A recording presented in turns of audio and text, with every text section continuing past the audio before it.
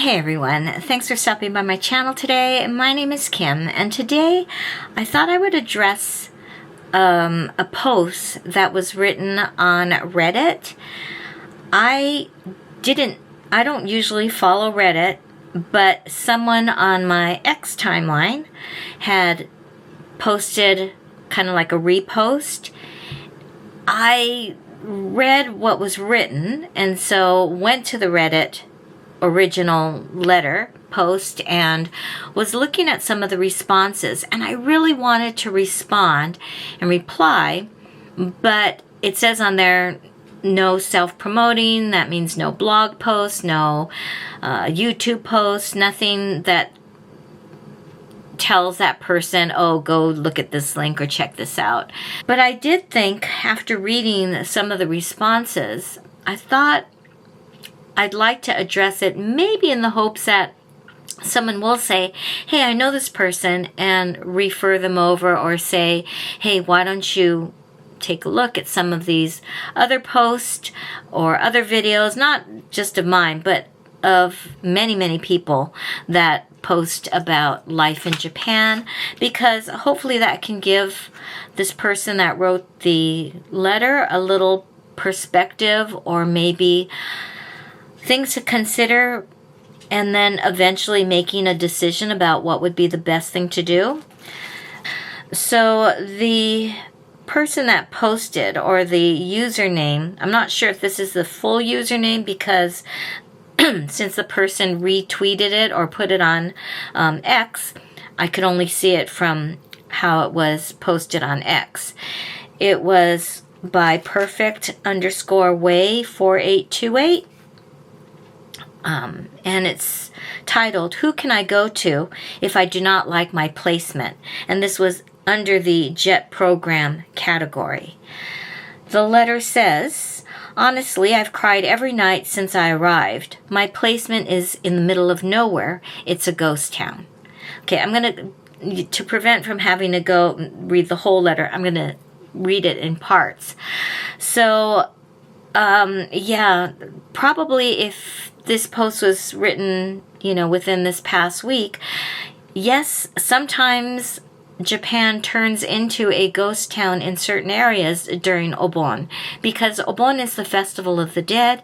It's time when you go back to your family or your grandparents' home and you honor the dead. So a lot of people that are living in the area may have gone back to where their parents are or where their grandparents are, gather for a family gathering, and then return home later. Or they may take advantage of this time off from workplaces to go and travel on their own. So it could be for family reasons, it could be for traveling. But yes, this week is a very strange week. Some areas are like ghost towns, whereas other areas, like where I live, are super crowded because everybody's at the market getting things for their barbecues. Everybody's in Tokyo getting ready for festivals. So it just depends on where you are. Another thing too is sometimes, right, when you're in the middle of the nowhere, it seems really lonely, because maybe you expect to see people walking or just traffic noise. I personally like having that solitude, but after you've been to Tokyo orientation with the JET program, you're busy every night. There's always stuff going on. It's a fun time. It's exciting. You're meeting new people from all over the world.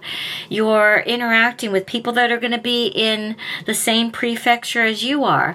You're meeting Japanese people. You're meeting people, like I said, from all different countries. There's always workshops and activities going on throughout the day, and then at nighttime you go explore, and you usually go off and explore with friends. Maybe you have friends or people that you already know in Japan, so you're meeting up with them. Maybe you're exploring on your own. There's always stuff to do, and you're in the biggest city, one of the biggest cities in the world, so of course it's going to be active and loud. And especially now with firework festivals going on and with so many events happening in Tokyo, it's busy. And then you go to your assignment and yeah, it may seem like it's in the middle of nowhere or that no one's around. And I do know of assignments that are in the middle of nowhere. You might be on one of those islands.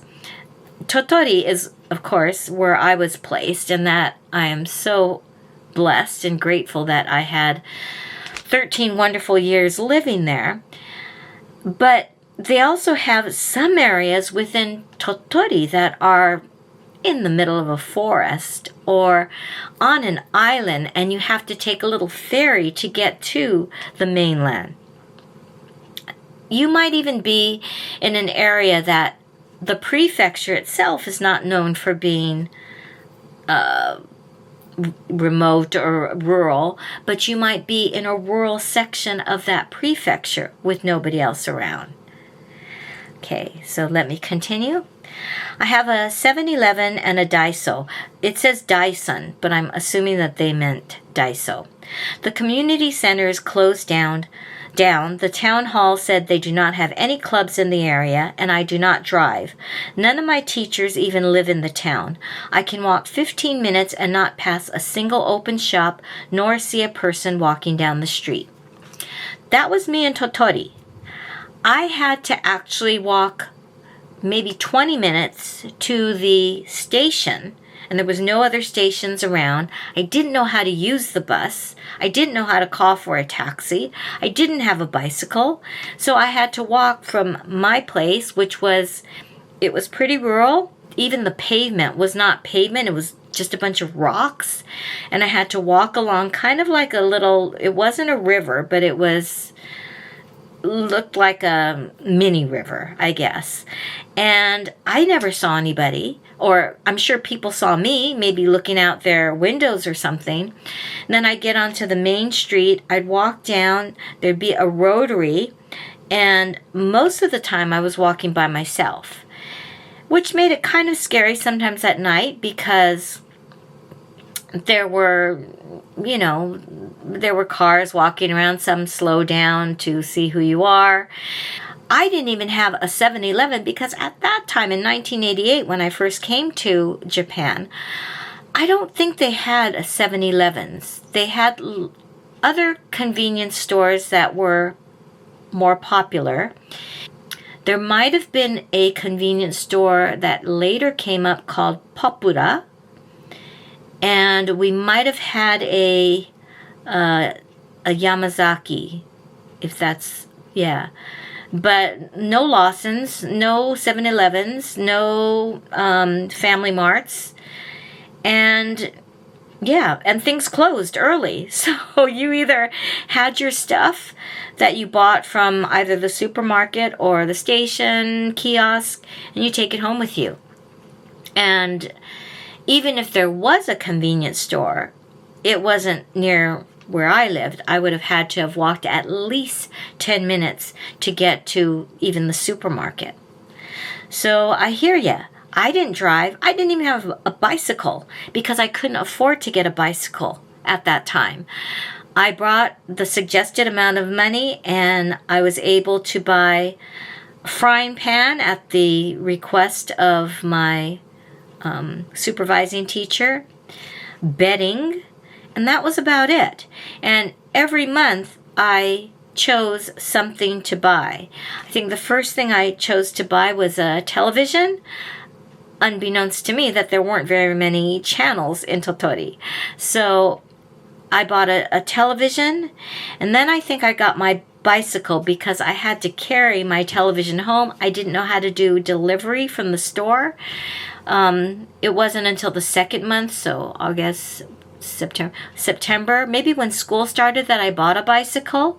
And it wasn't, a fancy, nice bike. It was what we in Japan refer to as a mamachari, which is just like a kid's bike, but built for an adult. We didn't have social media, so there was no way to contact anybody that I met at orientation. We had to get our phone lines first, and I had to pay a big chunk of money to get my phone line. That's probably what my money went to first. I probably didn't get my television till the following month. But I didn't have anyone's phone numbers because they didn't have any phone lines either. So I couldn't call anybody to meet up with, to go out with. So it felt like I was in a remote area. Tottori is rural, but I was living, there were neighbors, and I knew that there was somebody also on Jet, not next door to me, but in the next unit over, but he was on vacation. So I didn't know anyone, and I couldn't contact anyone. Once I got my phone line, I was able to call my parents at least, or people back home, but no contact. So I feel you. I understand. And it was hard. All right. I honestly don't know this is back to the letter. I honestly don't know what to do. Can I talk to my BOE, Board of Education, about leaving, moving, or transferring to be independent? Okay. Yes, you can contact your Board of Education. However, you will probably be told or asked specific reasons why you want to move or transfer or leave. And depending on how long you've been at this place in your assignment, they probably will tell you no. Only under extreme cases would I feel that they might say it's okay. That being said, when I was in Tottori, there was somebody that did not like their apartment. They, I think, complained or they expressed their unhappiness, and they were told they could move. However, it would be at their expense. And if you're unfamiliar with moving procedures in Japan, it's pretty expensive because when you're getting a new place, not only do you have to pay a security deposit, but you also have to pay something called key money at times, and you might have to have a guarantor, which would probably be your Board of Education. So if they're telling you, yes, you can move, you're going to be putting out a lot of money that I don't know whether or not it's really worth it at the beginning.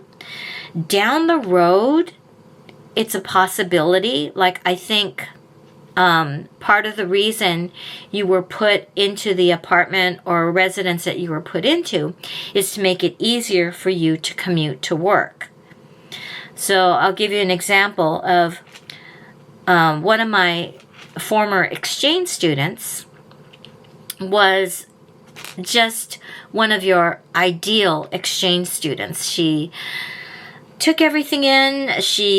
Her host family was one of the teachers at my school, and she had a wonderful experience. And they lived out in the country in an area called Shikano, and she had to commute, to Tottori City to come to school. But she embraced everything about country life, Japan life, and after she graduated university, she decided to apply and come on Jet. And of course, since she had such a wonderful time in Tottori, she requested Tottori and got her wish. But it wasn't in Tottori City or Shikano or any of the areas that she was familiar with. She got placed, I can't remember the name of the island, but she got placed on an island. And in order to get to and from the island, she had to take a ferry. Now, to me, that's pretty remote because you really don't have a lot of the conveniences. You don't have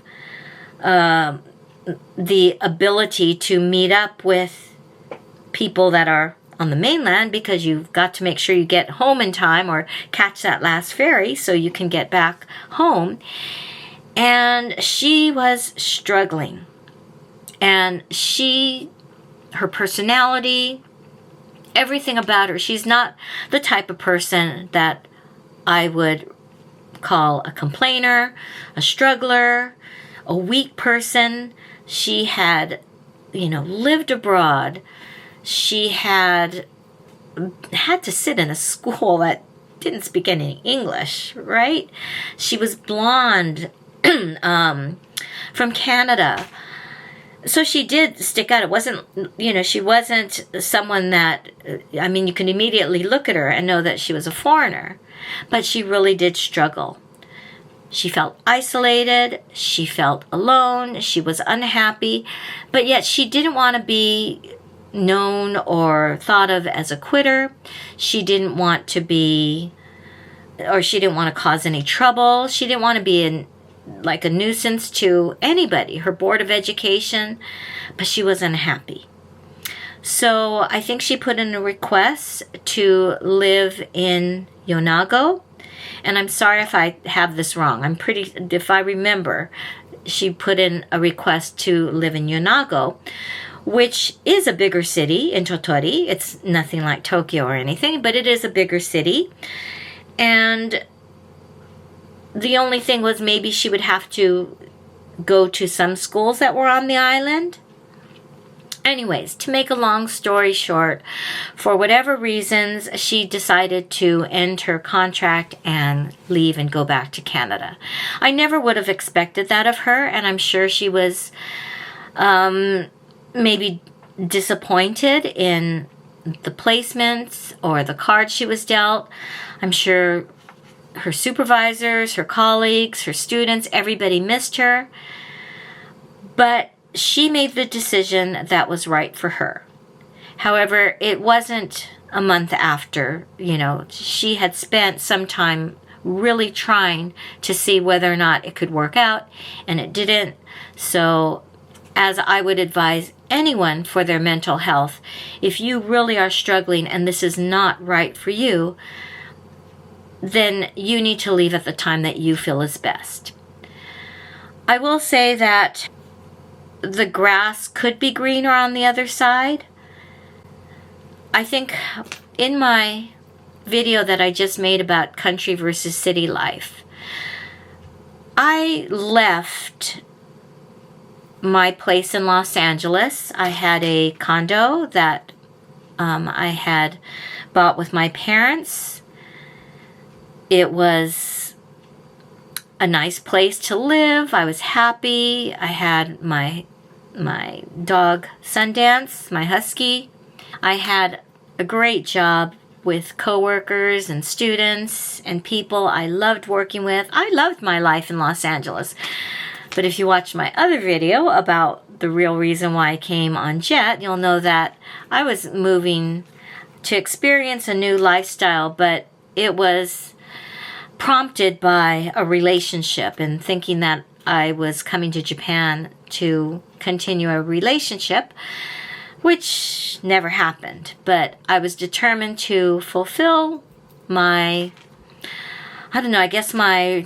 desire to just come and start somewhere fresh, try out what it was like to teach and work in Japan, and lo and behold, come on the JET program, had a great time at orientation, as most people do, loved meeting new people, loved the people that I met, got to my apartment, got to my placement, and just was shocked.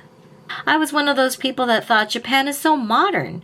And here I had this toilet that was like a hole in the floor with a big old plastic toilet seat put on top of it. I had to take baths in a square, deep container, basically, where I couldn't stretch out. But I knew Japanese bath culture. Sometimes you're sitting in a tub, not stretching or laying out. But I had no running hot water. I had to fill up with cold water and then crank up a gas like heater thing to make the gas ignite, and then my water would get warm. This is, of course, because the bathroom was so ancient, I often had to remove slugs that I don't know where they came from out of my bathtub area and outside. My kitchen had no running hot water. I didn't even have, like some people in that same unit had a device to turn on or crank on the hot water, but I didn't have that. When I wanted hot water to wash dishes, I boiled hot water in a pot, like a teapot kettle, and then I poured it into a plastic bin and I did my wash that way. I had tatami rooms, which I don't know if you all know, but tatami, it's a beautiful smell, it's pretty, but sometimes they do get bugs, or maybe just because I was in the countryside and it was I had 2 stories, and yeah, it was the first floor tatami room that would sometimes get bugs, but I think it was because right outside that tatami room, I had a gigantic loquat tree. The only fruit trees we had growing up were a lemon tree in our backyard and a tangerine tree. So I could pick tangerines and lemons, but I didn't know how to pick the loquats. I didn't know when they were ripe. But apparently the bugs knew when they were ripe because they were always all over the tree. The cicadas came to the tree and made tons of noise. There were bugs all over, and my weeds were growing because I never lived, well, when I was living on my own in my condo, I didn't have a garden, so I didn't weed. What else did I not have? I didn't have air conditioning at all in any of the units or any of the rooms that I had. I had 2 rooms upstairs and a room downstairs. No air conditioning. I had a fan in Japan called senpuki, an electric fan, which just blew wind around, but it's blowing hot air, right? It was pretty miserable, and in my head I kept thinking, you know, even in the poorest sections of town, I am pretty sure they have hot running water. But I didn't want to be bitter because in my head I thought, look, I came to Japan with an open mind and an open heart, and I'm going to embrace everything that is thrown at me. I have to learn how to deal with bugs, cockroaches, these things called geji-gejis, which had like a bunch of legs. Centipedes. Luckily, I didn't have the poisonous centipedes because I kept checking and making sure. Moths that were like the size of my hand. Yeah, and you know, for a city girl that didn't have to deal with all this, here I am dealing with it. I wasn't about to like say, oh, I can't do this, but I did cry. And I did keep thinking, my God, I can't believe I don't have hot water. I can't believe I don't have hot running water. I can't believe that my toilet is just this thing, you know? But once again, I signed up for this. My rent was only 10,000 yen a month because I was living in government housing. I'm not going to complain. I didn't have any luxuries, so anything that I wanted, I had to go out and buy. And I had to carry it all myself because I didn't have a car. And your girl here loves to drive. I've always had a car since I was 16 years old. I love driving. I always have. And not having a car and having to walk everywhere, not having a bicycle at that time, was very humbling. I never once, though, thought about asking to move because I thought it would be rude. I never once thought about asking to leave because I signed up for this. I wanted to be on jet. I hadn't even started working yet. So everything, I just sucked it in and dealt with it. Next, my aunt, who was actually from Japan, in Wakayama, where my dad's side of the family is from, she came unexpectedly to visit me. I was shocked. I remember it was maybe 2 to 3 months after I had lived there. She just popped on by. First thing she did was scold me, telling me how I let the backyard, go to crap, that I need to take care of this backyard. I need to pick the weeds, do this, do that. Oh my gosh, I didn't take care of this. Oh my gosh, like everything just coming at me. And she spoke very little English. So I'm just getting like broken English, getting yelled at. And I remember calling my parents saying, oh my gosh, my Auntie Susan is here and she's like yelling at me. And I thought, I cannot deal with this. Like, maybe I'm not cut out for rural life. But I persevered.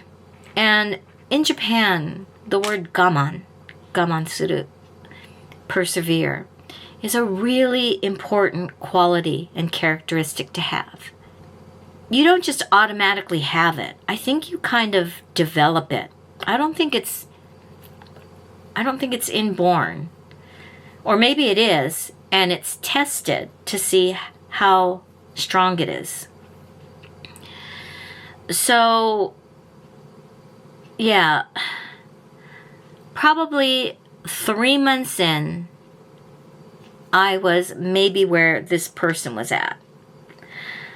I didn't want to ask to move, but I did think, what am I doing? How am I going to last the year? I have no friends.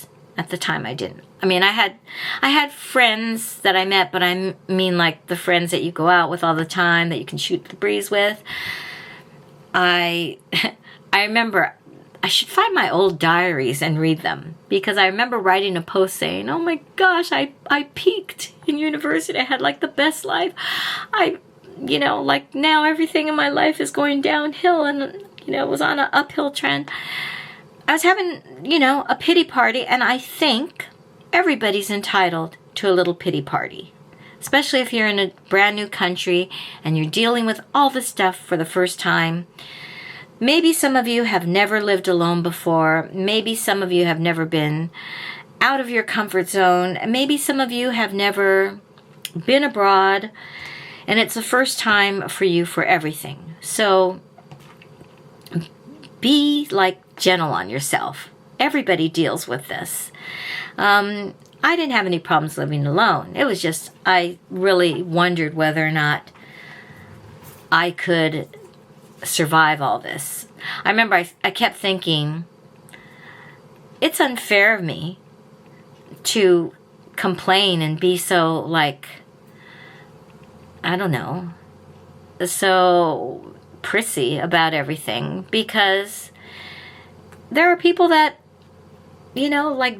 do farm work or do tremendous amount of work outdoors.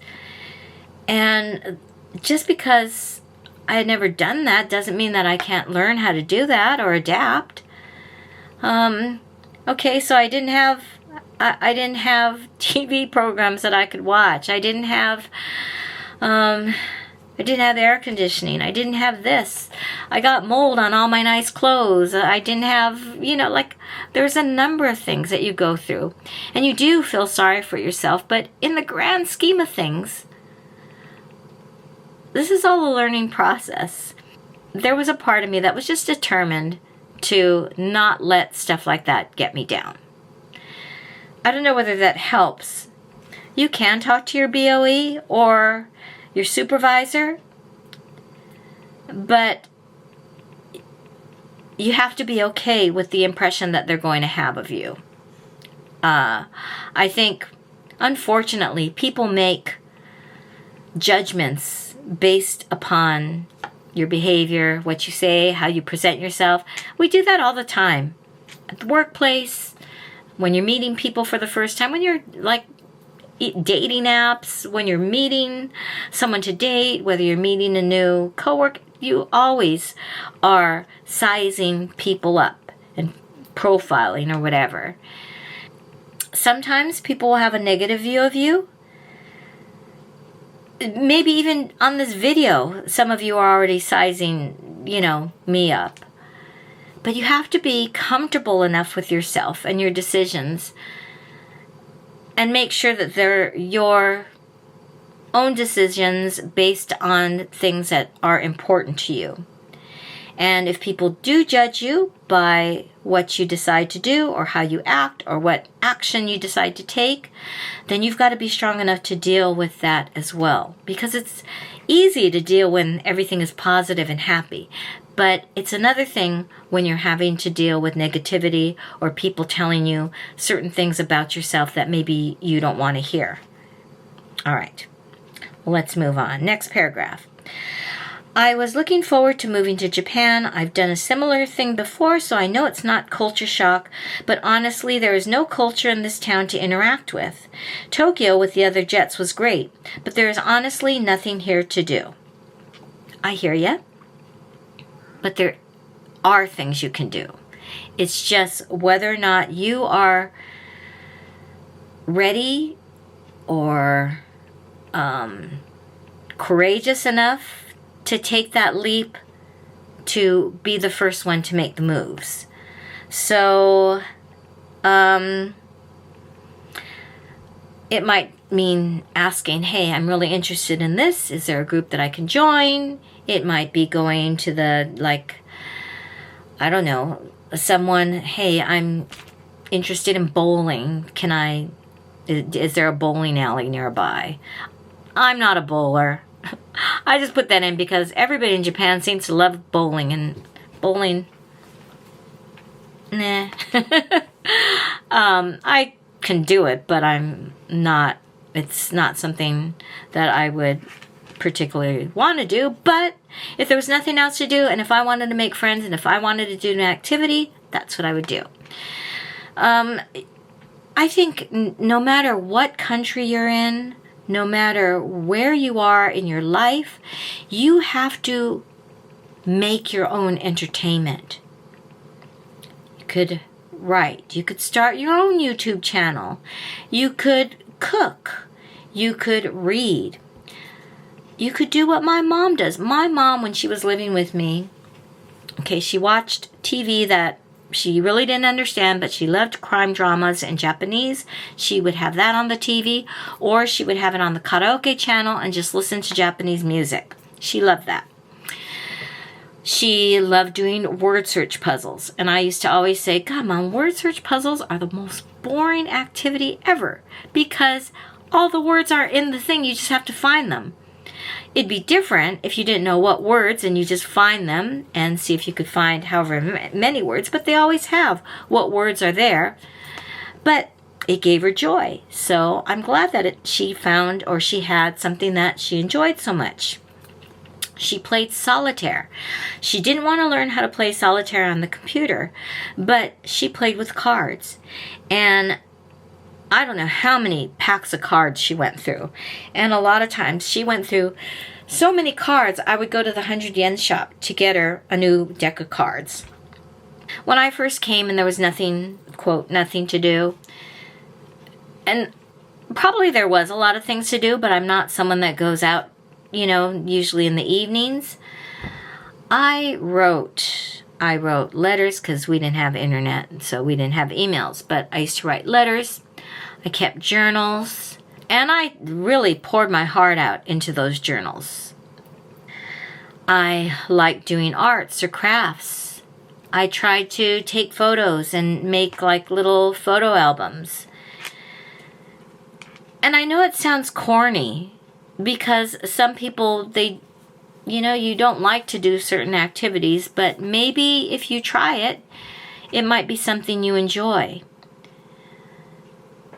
I still feel like people these days, you have so much more than we did back in 1988 because you don't have to have a bookstore that you have to go find an English book at if you want to read English. You can go online. You can go on Kindle. You can watch your favorite TV shows on your computer. I had a TV that I couldn't understand anything, and once in a while an English movie would come on, and so that's why I would be happy and just watch the movie.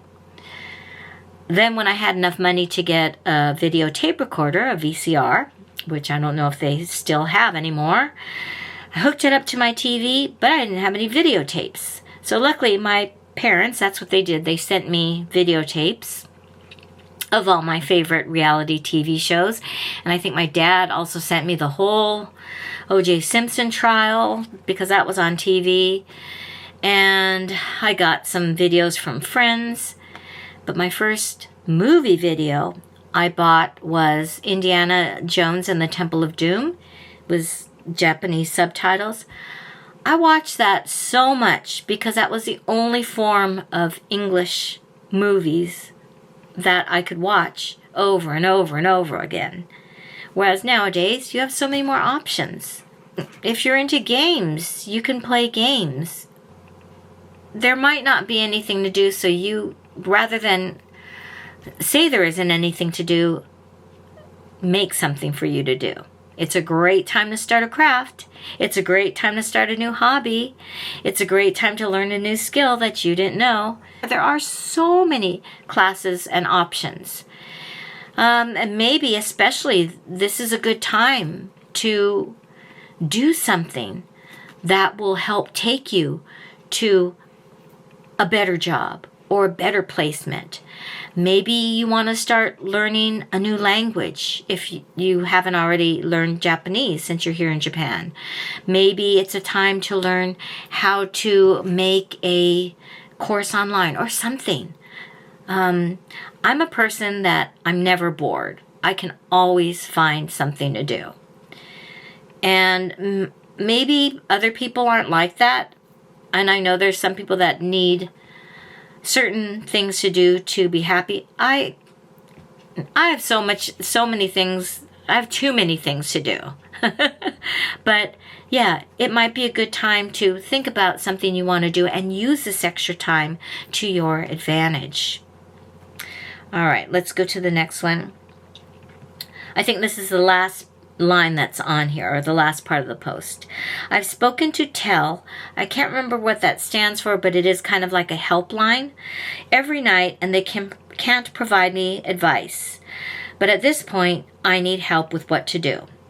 Okay, one thing about these helplines, I think they're good, but I also know that sometimes they're not. I called one when I was having trouble.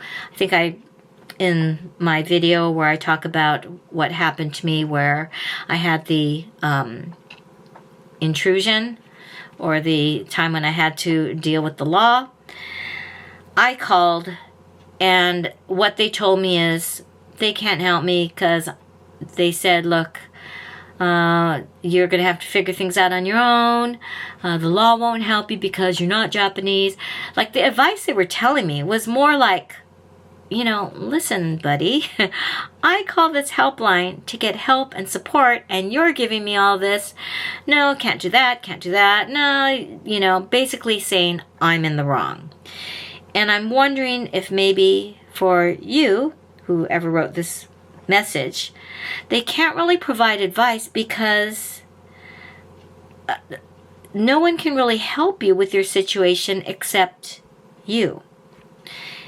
That's a hard thing to hear. Like, no one can change the situation but you. You have to decide which direction to go with. And whatever you decide is the best one for you, I say do it. You need help with what to do. If you are that unhappy, and if you need to go back to your home country, then that's on you. You might suffer consequences. You might have to repay for your time in Tokyo, or you might not get this and that. But if it's what you need to do, do it. And you'll have people at home, I hope, waiting for you that can help you, or your support system. Okay?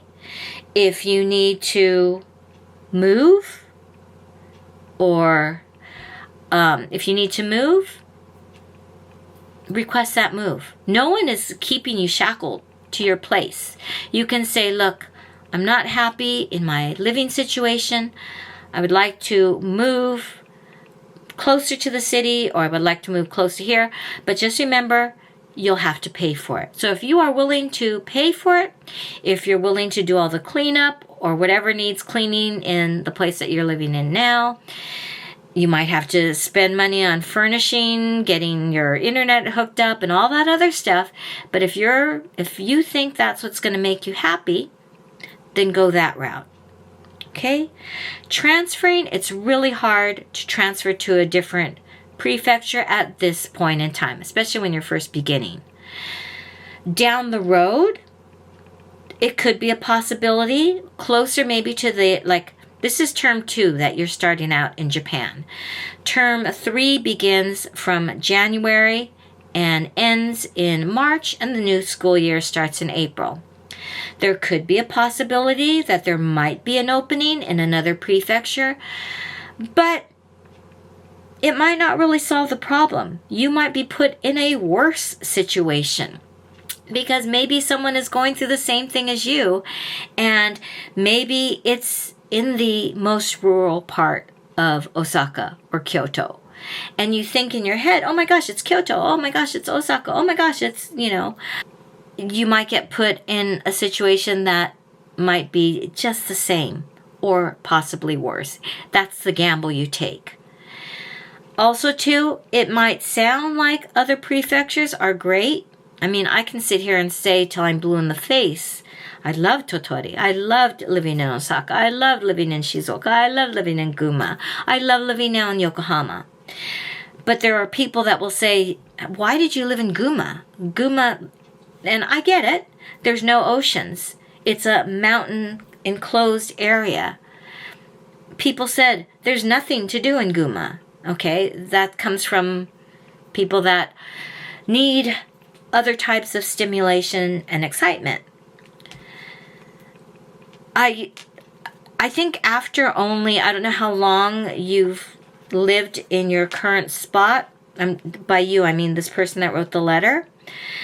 But I'm almost thinking that maybe you need to give it a little time to see, once you start working, how your routines are, how you feel, if you're really happy in Japan, or is it, maybe it's not just the area that you're living in, maybe has to do with Japan. I don't know.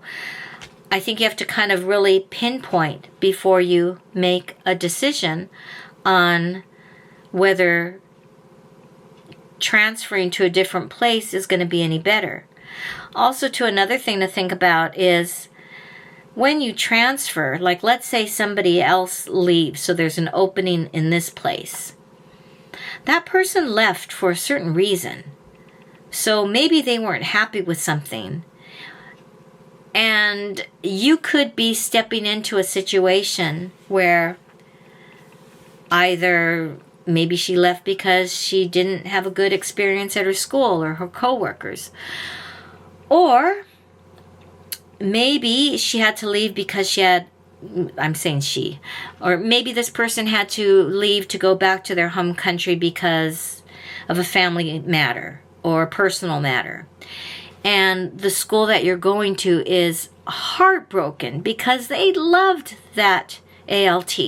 And now you're stepping in to try to fill someone else's shoes, and they might be devastated and not respond to you because they miss that other ALT so much, So I don't know whether or not I personally would go for transferring.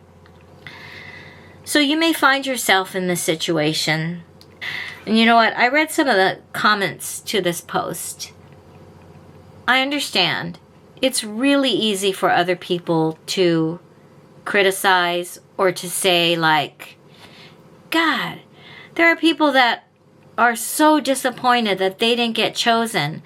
They would have given anything to come on the JET program, and here you are complaining. Or,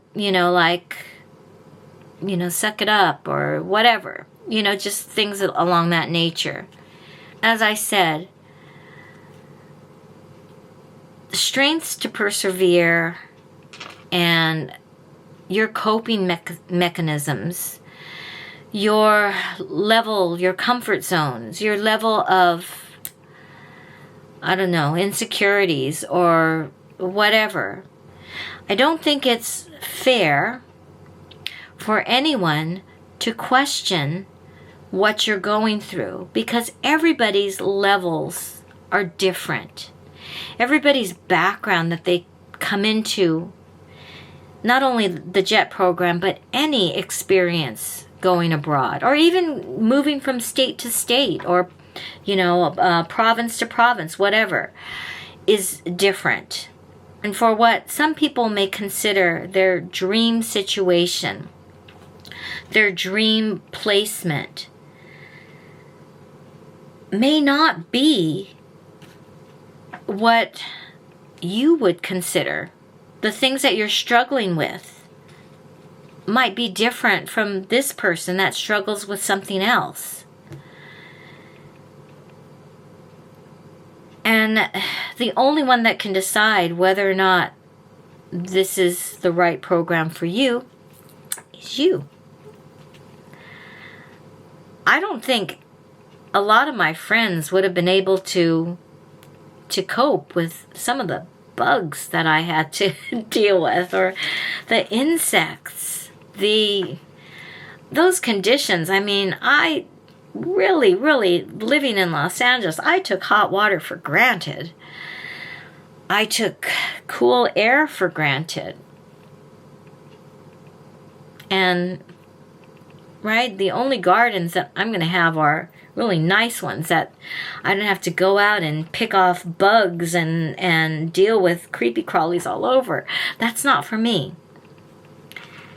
Yet, if I chose to be in that environment and I wanted to do it, I feel like I could do anything. If you have that mindset and you want to do something, you do it. So, I don't know, to the people in this Reddit section, or even on X, the people that have commented and posted, I really think it's unfair to judge another one's situation and levels because you're comparing them to your own, and you're comparing them to a set of standards that not everybody can meet, or not everybody has to meet. Everybody has their limitations. And this person that wrote this post, if you've reached your limitations, and if you know that this is not good for your mental health, maybe instead of asking TEL for advice, you can ask them for recommendations. Ask, maybe if you're comfortable asking your AGET or your other people in your prefecture that you feel comfortable talking to. Talk to somebody. Write things down. Maybe meet with yourself and really think about what it is you need before you ask to move, or before you ask to, as you say, leave or transfer. Write down some of the things that you're going through, and maybe some of the things that you would like to change. Maybe a compromise can be met. I don't know.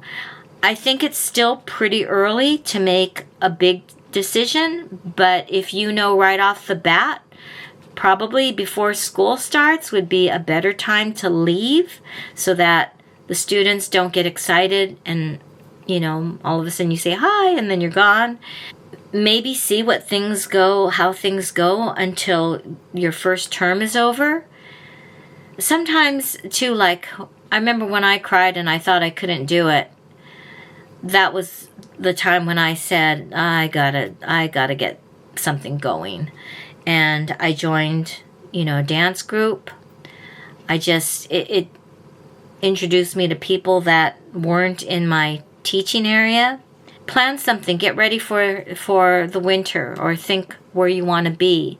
Maybe that's another thing to ask yourself too. Where do you want to be in 2 months' time, in 3 months' time? If you don't see yourself as staying here, then I would say maybe give your Board of Education as much forewarning. So if you know that this is not for you and you're struggling, let them know so that maybe they can possibly get a replacement or a successor for you by the time the next term starts. Be prepared for any negative reactions. In a perfect world, whatever you decide, people would say, okay, we understand, that's great, and you could do what you want, but it's not always perfect, and you may get the response, you might not get such supportive responses back. I mean, just look at some of the comments here. But on the other side, you also do have people that understand what you're going through and are there for you. Like me. Like a lot of these people that have commented. So, I don't know. I hope this video helped. I don't even know if you're going to see this video. But for any of you that are going through similar struggles, especially right after you've come to Japan, or especially if you've had this dream to work in Japan and it's not turning out the way you thought it would, and you're contemplating what to do, I hope this video can help maybe put some things into perspective and maybe help you to get clarity on what is best for you. Know that there are lots of people that support you and understand what you're going through. So, as hard as it is, ignore the negative comments, and I wish you all the luck in making your decision. Whatever decision you make is the right one for you. Don't let anyone else influence you or make you feel guilty for whatever you decide to do or not decide to do. I hope that things will work out in the way that would be best for you. All right? Anyways, thank you so much, everyone, for watching. Maybe this is a good time to give a message that people are going through things all over the world, and you never know what kind of pain or struggles they have in their lives. So try to be kind, try to be understanding, and if you don't have something good to say, maybe keep it within you. And yeah. All right. Take care. Thank you. Bye.